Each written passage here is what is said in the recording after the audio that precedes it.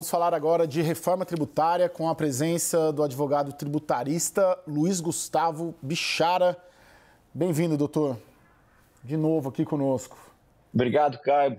Boa noite, um prazer em ver você, Clarice, Daniel. Vamos lá, gente. O que é a notícia do dia nesta seara, né? O Ministério da Fazenda já avisou ao Congresso Nacional que não pretende enviar a proposta de reforma tributária sobre renda, né? A famosa reforma tributária da renda, até esta terça-feira, que era a data limite que está na emenda constitucional. Hoje, o ministro da Fazenda, Fernando Haddad, diz que está acertando detalhes com estados e municípios. Vamos ver. Então, a regulamentação da reforma tributária, nós estamos dependendo um pouco dos estados e municípios que estão nos ajudando a formatar a regulamentação para ela chegar um pouco mais alinhada no Congresso. Nós não queremos ter ruído com os prefeitos e governadores. Então, nós estamos acertando com eles. Se tiver que arbitrar alguma coisa, o presidente arbitra, mas a pretensão é que chegue ao Congresso bem adiantada a questão do Pacto Federativo, que isso vai facilitar a vida tanto dos deputados quanto dos senadores. Obrigado, gente. Gente, antes da gente seguir para a análise, o Daniel Rittner vai nos explicar o que está em discussão no projeto da reforma tributária, só para dar uma atualizada. Está contigo aí, Daniel. Rápido panorama, Caio, a gente aprontou uma arte aqui para explicar um pouquinho melhor visualmente do que se trata. Bom, o que não vai ser enviado? Meados de dezembro, a gente teve a promulgação da reforma tributária, uma emenda constitucional que dava 90 dias para o envio de uma segunda etapa, a reforma tributária sobre a renda, isso é o que não vai acontecer. Mas vai haver uma regulamentação da reforma tributária sobre consumo. E aí serão 4 projetos a serem enviados, provavelmente no início, meados de abril no máximo. Primeiro, mais complexo, trata dos regimes diferenciados, a alíquota do IVA tão esperado e o funcionamento dos 2 tributos, o nacional e o dos estados e municípios, CBS e IBS, que estão sendo criados para substituir todo o sistema tributário existente. Segundo, o projeto trata do imposto seletivo sobre bens e serviços que geram danos ao meio ambiente, à saúde, isso ainda pode afetar bastante gente. Terceiro, o projeto define aquele comitê gestor do imposto sobre bens e serviços que vai contemplar entes dos municípios e dos estados. E um quarto projeto que vai definir como tratar contenciosos administrativos dos novos tributos. Uma espécie de novo CARF ali para tratar desse novo sistema. Eu prometi que faria essa tela em 1 minuto para a Fernanda, mas é a nossa editora e está aí, entrego no tempo. Ô Bichara, excelente tela, viu, Daniel? Muito bom. E o tempo também, o tempo ágil. Ô, doutor, esse adiamento da apresentação da reforma do imposto, da reforma da renda, né? A gente aprovou ano passado a primeira parte da reforma do consumo. Isso era esperado? Estava contando? E que impacto isso tem nesse debate todo? Ô, Caio, em primeiro lugar, eu acho que é preciso dizer que é bastante impressionante a falta de cerimônia com que o ministro da Fazenda trata o descumprimento da Constituição. É porque o artigo 18 da PEC 45, reforma tributária, diz expressamente que, em 90 dias, o Poder Executivo enviará para o Legislativo o projeto da reforma tributária sobre a renda. Diz isso expressamente. E há uma razão de ser. Essa previsão constitucional, ela, no mesmo artigo, deixa claro que o fundamento desse envio da proposta da renda é justamente reduzir a tributação sobre consumo e sobre folha de salários.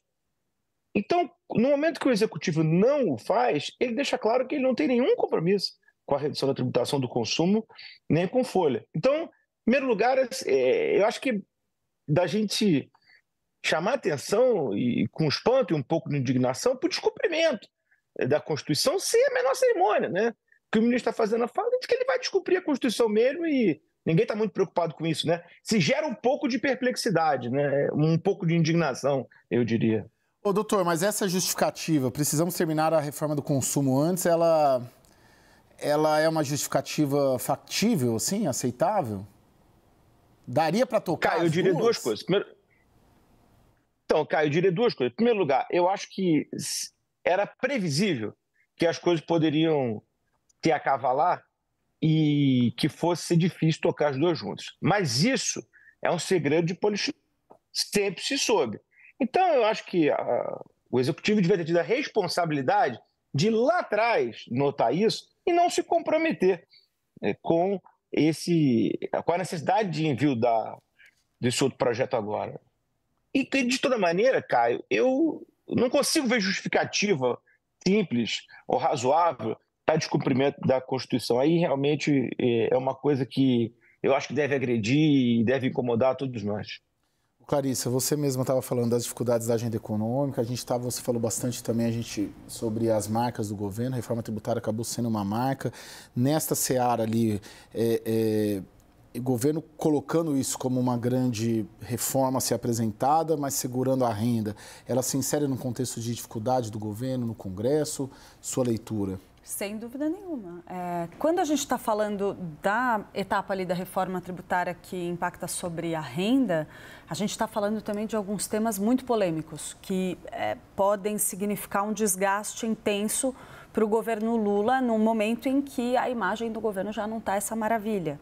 Que é, por exemplo, quando a gente discute questões como mudanças no sistema de cobrança de impostos sobre pessoas jurídicas, taxação de dividendos, assunto do qual o governo Lula vem fugindo há muito tempo, sabe que precisa trazer isso para discussão, mas quando se fala em taxar o pagamento de dividendos, entra ali, dentro da agenda do governo, uma cobrança de impostos em cima de uma parcela do capital, digamos assim, extremamente poderosa, com muita força para botar pressão sobre o governo federal. Então, me parece que o governo está, sim, tentando escapar um pouco dessas polêmicas neste momento. E aí eu estou com o Bichara nessa questão do descumprimento desse prazo. Me chama muito a atenção como o ministro Fernando Haddad trata isso como algo absolutamente corriqueiro. E mais do que isso, a gente não pode deixar de observar que o governo está argumentando que como a lei não prevê uma punição, então não precisa ser cumprido? É esse o argumento que o governo está apresentando? Então, acho que tem uma agenda por trás, que é de evitar o desgaste do governo em temas sensíveis ou, quem sabe, empurrar essa história com a barriga, sabe-se lá até quando. E aí, Daniel, quais as motivações aí da equipe econômica, Palácio do Planalto, nesse adiamento? Falei hoje com auxiliares do ministro Fernando Haddad que atribuem essa decisão a uma decisão política. Se houvesse a clareza, decisão política de mandar, do ponto de vista técnico, haveria condições, haveria uma aceleração. O que se não quer é tumultuar, na visão deles, a tramitação do que resta, a regulamentação da reforma tributária sobre consumo, que vai ser penosa.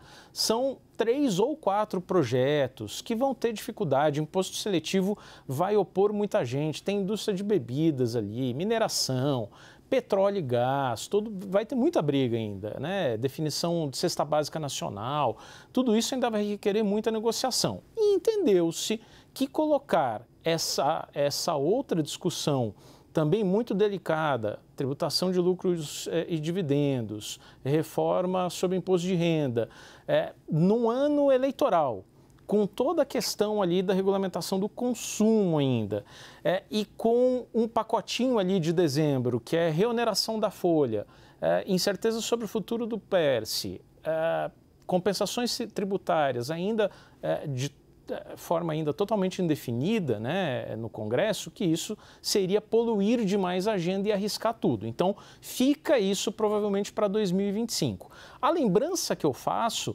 é da reforma da Previdência de 2003, quando ficou aprovado naquele primeiro governo Lula que os novos servidores públicos não teriam mais aposentadoria integral, e isso dependia de regulamentação do envio de um projeto de lei, mais ou menos como agora. O que aconteceu? Só 8 anos mais tarde, no governo Dilma, é que se manda um projeto criando o FUNPRESP, o Fundo de Previdência. A partir de então, só depois de 8, 9 anos, é que passa a ter validade aquela reforma da Previdência. O que isso nos ensina? Colocar num texto constitucional algum mecanismo sem sanções, sem algum efeito sancionatório por descumprimento, é um convite ao próprio descumprimento. O doutor, pelas motivações aí, tanto a Clarissa quanto o Daniel colocam, teve uma estratégia política de não colocar muito problema para ser debatido e negociado com o Congresso na mesa. Você tem acompanhado especificamente os grupos de trabalho dessa discussão da regulamentação da primeira parte, agora estamos falando da reforma da renda, e pelo que a gente tem acompanhado também, conversando com o pessoal, tem dado alguns problemas-chave ali também, né? Tanto no imposto do pecado, no imposto seletivo, nas exceções. Você sente que isso será transposto também, esse debate que hoje está interno na Fazenda, sendo liderado pela Fazenda, sobre a reforma tributária do consumo, será levado também nessa fase da regulamentação ao Congresso Nacional? Caio, nesse momento, os contribuintes esperam que os grupos de trabalho da Fazenda enviem os projetos. E como já foi aqui comentado, realmente há muita polêmica, né? Então, você tem, por exemplo, o tema da alíquota, que, aliás, nós não estamos falando de uma alíquota, né? Nós estamos falando de 3 alíquotas, uma federal, uma estadual e a municipal. Nós temos o problema dos créditos acumulados, temos o problema que você já aludiu da questão do imposto seletivo, né? Que vai, inclusive, tributar atividades essenciais para o país, como extração de petróleo e mineração. Tem uma discussão muito relevante sobre a tributação das exportações. Aparentemente, há uma intenção de descumprimento desse dogma internacional, que é de não se tributar exportações, prejudicando ativamente a balança comercial brasileira. É o caso, por exemplo, da mineração. Então, tem muito problema na mesa ainda. Os regimes diferenciados, muito detalhe, né? Então, eu, imaginando que isso vem em abril, acho que o Congresso vai ter que se debruçar alguns meses sobre esses pontos. Lembrando que, pela PEC, há mais de 60 delegações de assuntos para a lei complementar. Então, essa lei vai ter que ser muito debatida. Se permite um último comentário, Caio, ainda sobre a questão da renda, um dado que eu acho que é relevante para a gente compartilhar. Do total da arrecadação tributária brasileira, só 21% deriva de tributos sobre a renda e 44% sobre o consumo. O que, claro, é muito ruim, porque a tributação sobre o consumo ela é regressiva, né? Isto é, ela onera mais aquelas camadas menos favorecidas da sociedade. Isso é muito ruim. Acho que a gente deveria focar numa tributação, numa reforma de renda, porque só aí que a gente pode corrigir realmente os gaps de tributação existentes no Brasil.